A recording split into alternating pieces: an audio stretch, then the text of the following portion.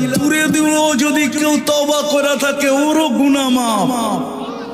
হায় হায়, ওলামা সেই জন্য একটা হাদিস শোনায় দিই, এই উম্মতকে আল্লাহ এত ভালোবাসে, এই উম্মতের তো গুনাহ মাপও চাইতে হয় না।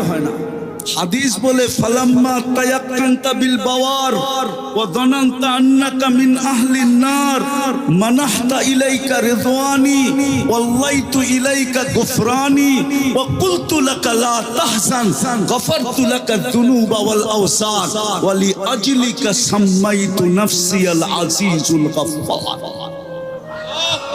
আল্লাহ বলে উম্মতে মুহাম্মদী যখন ভাবে যে আমি বুঝি দুযোগী হয়ে গেলাম, ওরই ভাবনা আমাকে জায়গায় থাকতে দেয় না, আমি রেজার চাদর দিয়ে ঢাকতে দেরি করি না, মাগফিরাতে ডুবাইতে দেরি করি না, ছুটা আইসা কুদরতি হাত ওর পিঠে লাগায় বলি চিন্তার কোনো কারণ নাই, তোর ভাবনাই আমি তোর গুনাহ মাফ করে দিলাম, তোর জন্যই তো আমি আজিজুল গফফার।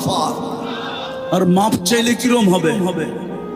চলেন, প্রস্তুতি নেই, মুহাম্মদুর রাসূলুল্লাহ এই জন্যই আসছিলেন। হায় হায়, উলামা এই কথা একমত হবে, লা তারাহুল উয়ুন, আল্লাহকে চোখে দেখা যায় না, ওয়ালা তুখালিতুহুদ দুনুন, আল্লাহকে দেনদারণে আনা যায় না, ওয়ালা ইয়াসিফুল ওয়াসিফুন, বর্ণনা দিয়া শেষ করা যায় না। ঠিক বন্ধু এরকমই বড় শানওয়ালা, উনি কেন জমিনে আসবে?